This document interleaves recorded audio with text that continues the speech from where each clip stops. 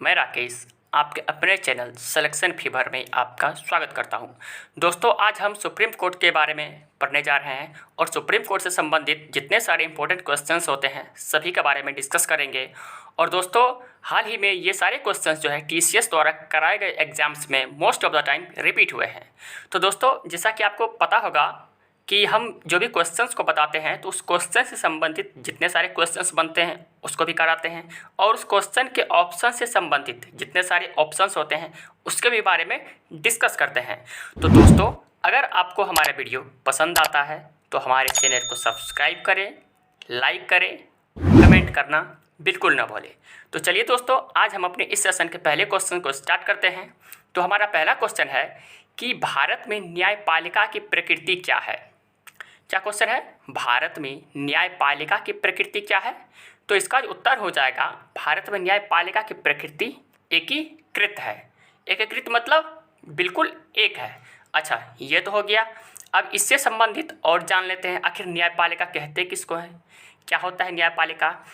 दोस्तों, इसके बारे में बताना चाहूँगा कि हमारे संविधान के प्रमुख 3 अंग हैं। कितने अंग हैं? 3 अंग हैं। 3 अंग है, जिसमें क्या क्या आ जाता है? एक हो जाता है कार्यपालिका, दूसरा न्यायपालिका, तीसरा विधायिका। क्या क्या आता है? कार्यपालिका, न्यायपालिका, विधायिका। अच्छा, अब ये भी जान लेते हैं कि कार्यपालिका, न्यायपालिका और विधायिका होता क्या है। तो सबसे पहले दोस्तों विधायिका आता है। क्या आता है? विधायिका। अच्छा, विधायिका का क्या काम होता है? तो विधायिका का काम होता है कानून बनाना। क्या बनाना? विधायिका का काम होता है कानून बनाना। उसके बाद आ जाता है कार्यपालिका, और कार्यपालिका क्या करता है? विधायिका द्वारा बनाए गए कानून को लागू करना। क्या करना? विधायिका क्या करते हैं? तो कार्यपालिका क्या करता है? तो विधायिका द्वारा जो कानून बनाया जाता है उसको लागू करना। और अंतिम में आ जाता है न्यायपालिका। न्यायपालिका आपको इसके शब्द से भी समझ में आता होगा, न्याय मतलब न्याय करना।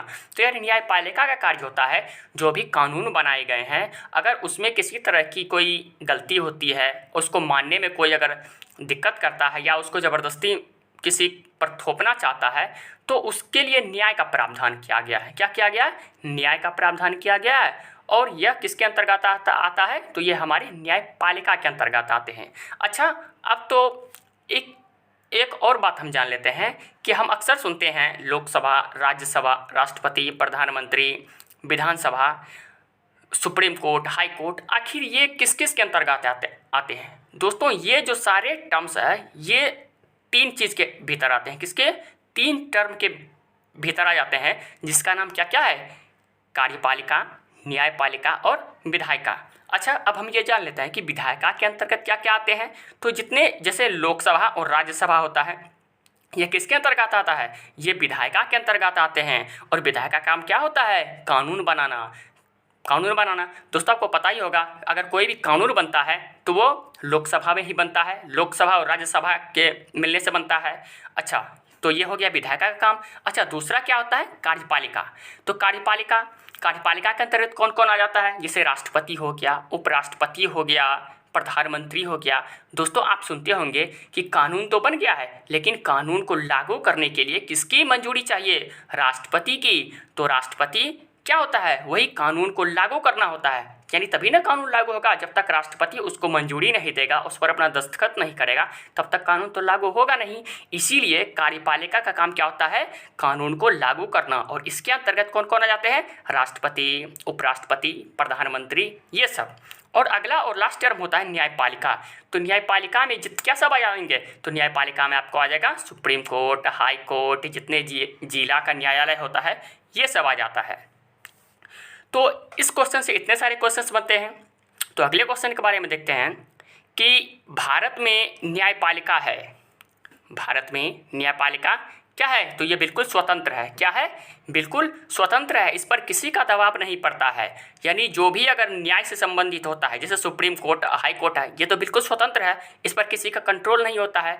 तभी ना आप देखते होंगे सुप्रीम कोर्ट कभी किसी सरकार को भी फटकार लगा देती है, कभी केंद्र की सरकार को फटकार लगा देती है, कभी राज्य की सरकार को फटकार लगा देती है।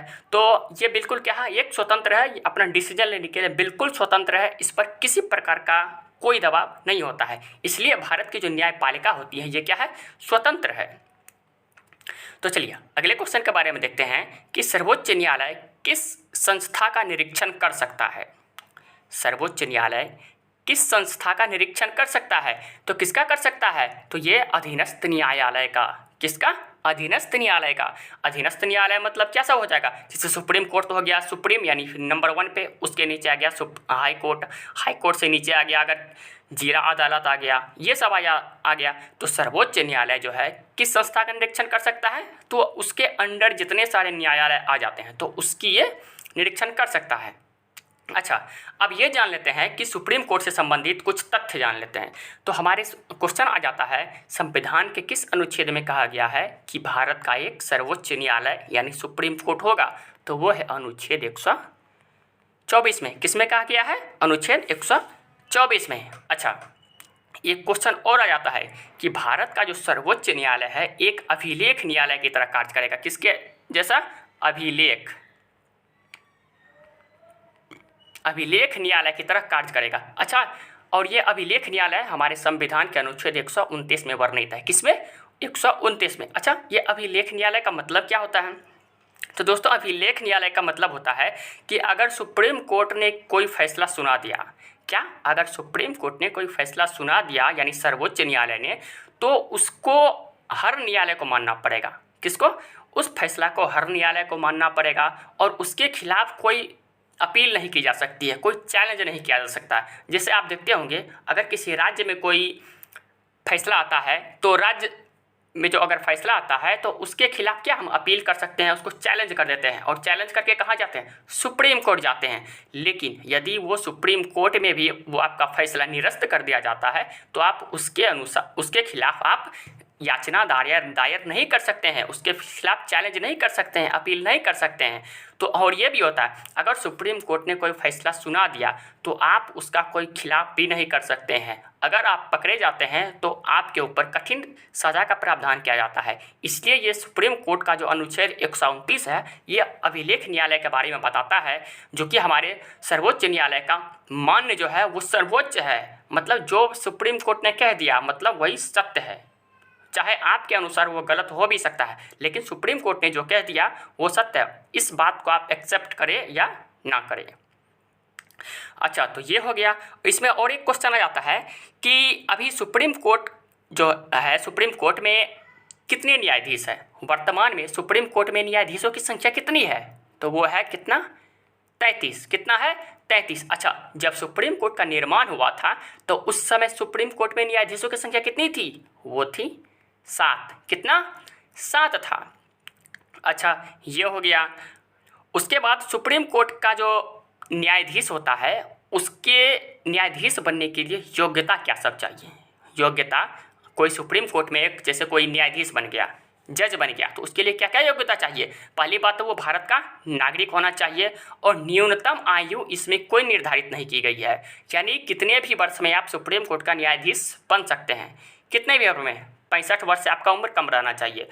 तो सुप्रीम कोर्ट का जो न्यायाधीश बनने के लिए न्यूनतम आयु निर्धारित नहीं की गई है और इसके लिए आपको कम से कम लगातार 5 वर्षों तक किसी न्यायालय, उच्च न्यायालय में न्यायाधीश रहना पड़ेगा। क्या? किसी उच्च न्यायालय में न्यायाधीश रहना। उच्च न्यायालय यानी हाई कोर्ट में, यानी आपको हाई कोर्ट में लगातार 5 साल तक आपको न्यायाधीश बनना पड़ेगा यानी जज, या नहीं तो 10 वर्षों तक आपको वकील बनना पड़ेगा। क्या? 10 वर्षों तक किसी उच्च न्यायालय में आपको वकील यानी एडवोकेट के रूप में कार्य करना पड़ेगा, तब जाके आप सुप्रीम कोर्ट के न्यायाधीश के रूप के लिए मान्य होंगे। अच्छा, ये तो हो गया। अब अगले क्वेश्चन के बारे में डिस्कस करते हैं। किस अनुच्छेद के तहत उच्चतम न्यायालय को सलाहकार बनाया गया है? तो किस अनुच्छेद के तहत उच्चतम न्यायालय को सलाहकार बनाया गया है? तो वो है अनुच्छेद 143। अच्छा दोस्तों, अनुच्छेद 143 क्या कहता है कि यदि हमारे देश के राष्ट्रपति सुप्रीम कोर्ट से सलाह ले सकता है। क्या?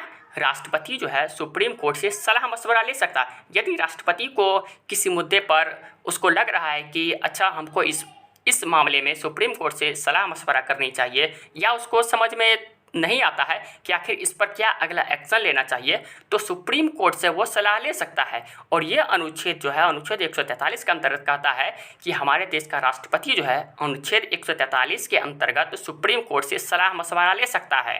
और हाँ, सुप्रीम कोर्ट जैसे सलाह तो ले लेगा, लेकिन सुप्रीम कोर्ट उसका जो सॉल्यूशन देगा यानी उसका, तो ये राष्ट्रपति के विचार पे निर्भर करता है कि उस सलाह को राष्ट्रपति माने अथवा ना माने। तो ये हो गया। अच्छा, अगला ऑप्शन है इसमें अनुच्छेद 110। तो अनुच्छेद 110 जो है ये धन विधेयक से संबंधित है। किससे? धन विधेयक से।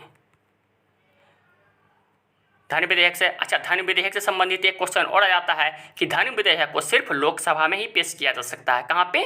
धन विधेयक को सिर्फ लोकसभा में ही पेश किया जा सकता है। अच्छा, अगला ऑप्शन है ऑप्शन 150 है। तो 150 में क्या कहा गया है कि ये है खातों का विवरण, यानी सरकार में जो भी खर्चा हो रहा है, व्यय हो रहा है, तो उसका कोई विवरण तो करेगा कि नहीं। तो उसके लिए जो भी खर्च हो रहा है तो उसका विवरण के लिए अनुच्छेद 150 में बताया गया है। और अनुच्छेद 150 किसके अंतर्गत आता है? कैग के अंतर्गत। किसके अंतर्गत? कैग के, comptroller auditor general of India. और ये कहाँ से किस अनुच्छेद तक था? तो ये था 148 से 151 तक, और इसी बीच में 150 आ जाता है। तो इसमें कहा गया है कि सरकार के अंतर्गत जो भी व्यय किया जाता है, खर्च किया जाता है, उसका लेखा जोखा किस अनुच्छेद के अंतर्गत किया जाता है? अनुच्छेद 150 के अंतर्गत। अच्छा, अनुच्छेद 166 के बारे में क्या कहा जाता है? तो अनुच्छेद 166 के बारे में कहा गया है कि राज्य के सरकार का कामकाज का विवरण। तो राज्य के सरकार का कामकाज का विवरण जो है अनुच्छेद 166 के अंतर्गत तय किया जाता है। अगला क्वेश्चन है न्यायिक पुनर्अवलोकन का अधिकार किसे है? न्यायिक पुनर्अवलोकन का अधिकार किसके पास है? तो ये जो है भारत के उच्चतम न्यायालय को है। किसको? उच्चतम न्यायालय को हो। अच्छा, ये न्यायिक पुनर्अवलोकन होता क्या है? दोस्तों, अगर सुप्रीम कोर्ट ने मान के चलिए कोई फैसला सुना दिया, क्या अगर सुप्रीम कोर्ट ने कोई फैसला सुना दिया और सुप्रीम कोर्ट को बाद में लगता है कि अच्छा लगता है हम यहाँ गलत कर दिए हैं, क्या लगता है सुप्रीम कोर्ट के अच्छा हम यहाँ तो गलत कर दिए हैं, या उसको कुछ इसमें मॉडिफिकेशन करना पड़ता है, तो अनुच्छेद 137 के तहत, क्या अनुच्छेद 137 के तहत सुप्रीम कोर्ट जो है अपने स्वयं के दिए हुए फैसला को बदल सकता है। क्या कर सकता है? अपने स्वयं के दिए हुए फैसला को बदल सकता है और उसमें जो उचित परिवर्तन है उसको कर सकता है। तो इसका मतलब यही होता है। तो न्यायिक पुनर्अवलोकन, सबसे पहली बात तो क्वेश्चन यह बन जाता है कि हमारे संविधान के किस अनुच्छेद में न्यायिक पुनर्अवलोकन का प्रावधान है? तो वह है अनुच्छेद 137 में। और इसका प्रयोग कौन करता है? तो ये करता है हमारे देश का सुप्रीम कोर्ट। चलिए, ये तो हो गया। अब अगले क्वेश्चन के बारे में देखते हैं। अगला क्वेश्चन है कि निम्नलिखित में से किस मुख्य न्यायाधीश ने राष्ट्रपति के रूप में काम किया है?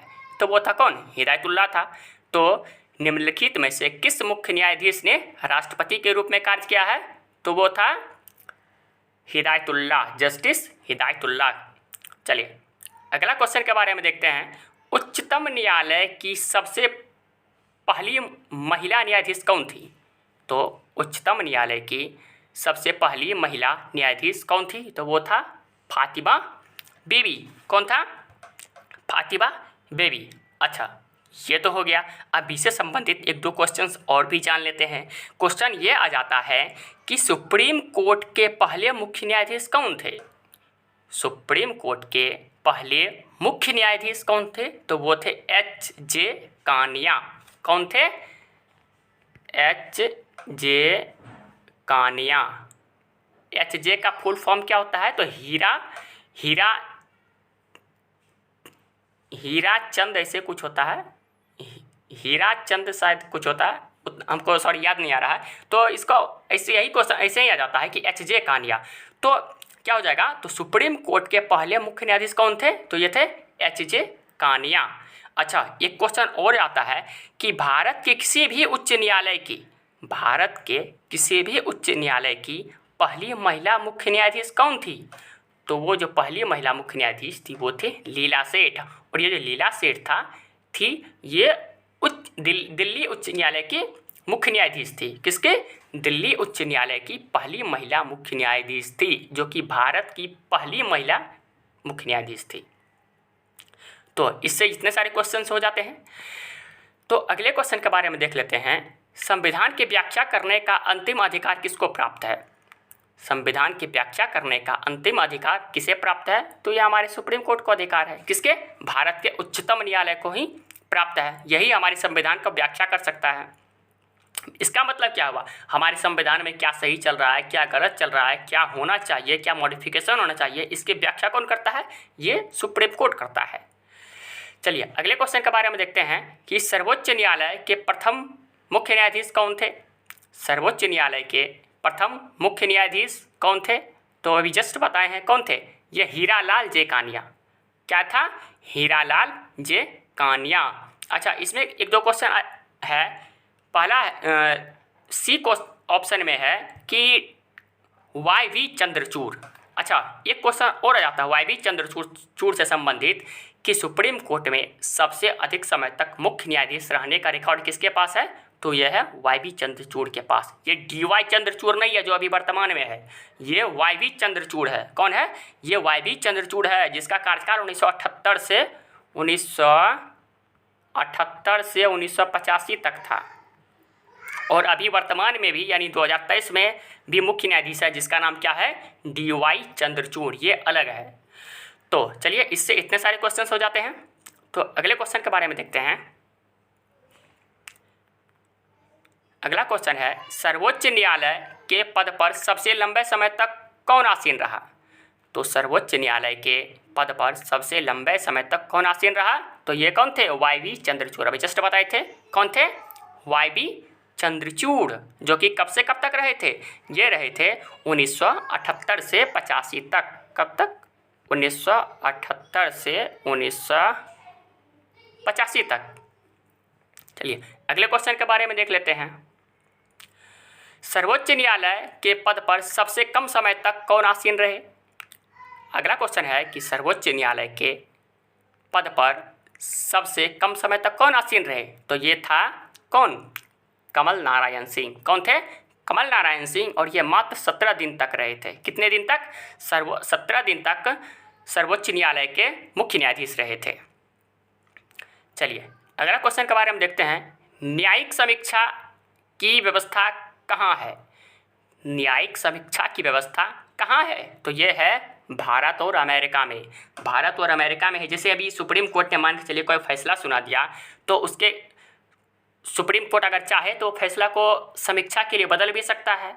या मान के चलिए अगर किसी हाई कोर्ट ने कोई फैसला सुना दिया, तो हाई कोर्ट के फैसले के विरुद्ध हम सुप्रीम कोर्ट में जा सकते हैं। तो यानी क्या कर सकते? समीक्षा कर सकते हैं, यानी उसका परिवर्तन भी कर सकते हैं, बदलाव कर सकते हैं। तो यही कहा गया है कि न्यायिक समीक्षा की व्यवस्था कहाँ है? तो वह भारत और अमेरिका के संविधान में। तो चलिए अगला क्वेश्चन के बारे में देखते हैं। लाभ के पद को किसके द्वारा परिभाषित किया गया है? तो लाभ के पद को किसके द्वारा परिभाषित किया गया है? तो वो कौन है? सर्वोच्च न्यायालय के द्वारा। किसके द्वारा? सर्वोच्च न्यायालय के द्वारा। अच्छा, ये लाभ का पद होता क्या है? तो लाभ के पद का मतलब होता है कि अगर इस पद पर कोई अधिकारी रहेगा तो वो किसी भी तरह के भारत सरकार द्वारा दिए जा रहे लाभ से वंचित रहेगा। क्या? भारत सरकार द्वारा दिए जा रहे किसी भी लाभ के पद से वंचित रहना ही ये लाभ का पद कहलाता है। जैसे अभी विधानसभा का कोई भी विधायक है, क्या है? अगर कोई विधायक है तो वह भारत सरकार द्वारा जितना भी फंड दिए जा रहे हैं लाभ के लिए, तो वो इसका हकदार नहीं हो सकता है। तो इसी का मतलब ये होता है, जैसे हमारे देश का राष्ट्रपति वो लाभ के पद पर नहीं होना चाहिए। इसका मतलब क्या? भारत सरकार द्वारा दिए जा रहे किसी भी लाभ के पद पर उसको नहीं रखा जाएगा, यानी कोई उसको लाभ नहीं मिलेगा। तो ये हो गया। अगला क्वेश्चन के बारे में देखते हैं कि कौन सा दस्तावेज सर्वोच्च न्यायालय द्वारा जारी नहीं किया जा सकता? कौन सा दस्तावेज सर्वोच्च न्यायालय द्वारा जारी नहीं किया जा सकता? प्रतिषेध जारी किया जा सकता है, परमादेश भी जारी किया जाता है, बंदी प्रत्यक्षीकरण भी जारी किया जाता है। ये निषेधाज्ञा ये कुछ नहीं होता है, ये सर्वोच्च न्यायालय द्वारा जारी नहीं किया जाता है। दोस्तों आपको बताना चाहूँगा कि सर्वोच्च न्यायालय जो है अनुच्छेद 32 के तहत, किसके तहत? आर्टिकल 32 के तहत हमारे मौलिक अधिकार की रक्षा के लिए, मौलिक अधिकार की रक्षा के लिए 5 प्रकार के रिट जारी करता है। कितना? 5 प्रकार के रिट। रिट मतलब क्या? वही कानून जारी करता है जिससे हमारे कानून की रक्षा की जा सकती है। तो अच्छा, वो होता कौन कौन है? तो वो होता है, पहला तो इसमें दे दिया है, पहला होता है बंदी प्रत्यक्षीकरण, दूसरा परमादेश होता है, तीसरा प्रतिषेध होता है, चौथा उत्प्रेषण होता है, और पांचवा और आखिरी होता है अधिकार परीक्षा लेख। अच्छा, ये तो हो गया दोस्तों। अब इसके बारे में जान लेते हैं कि इसका मतलब क्या होता है। तो बंदी पहला जान लेते हैं, बंदी प्रत्यक्षीकरण का मतलब क्या होता है। दोस्तों मान के चलिए, अगर आपको किसी पुलिस ने आके अरेस्ट कर लिया, क्या कर लिया? आपको अगर किसी पुलिस ने आके गिरफ्तार कर लिया, तो इस नियम के तहत आप सुप्रीम किसी अदालत जा सकते हैं, और अदालत उस अधिकारी के पास ये परामर्श भेजेगा कि आखिर आपने उस व्यक्ति को किस हक से गिरफ्तार किया है, किस हक से उसको गिरफ्तार किया है उसको तुरंत अदालत में पेश किया जाए, और ताकि उसके द्वारा किए गए कृत्यों के बारे में स्पष्ट वर्णन किया जा सके। तो ये होता है बंदी प्रत्यक्षीकरण। मतलब इस पर आपको फुल ये अधिकार होता है कि आप उस अधिकारी से पूछ सकते हैं कि आपने उसको क्यों गिरफ्तार किया है। अगर वो नहीं मान रहा है तो आप उसके खिलाफ कोर्ट जा सकते हैं, और कोर्ट खुद उस अधिकारी को ये लेटर सौंपेगा आखिर उसने आपने उसको किस अधिकार से गिरफ्तार किया है। तो ये होता है बंदी प्रत्यक्षीकरण। दूसरा होता है परमादेश। परमादेश मतलब क्या होता है? अगर कोई अधिकारी अपने कर्तव्यों का सही ढंग से पालन नहीं करता है, तो ये सर्वोच्च न्यायालय उसको लेटर जारी करता है ताकि वो अपने कर्तव्यों का ठीक ढंग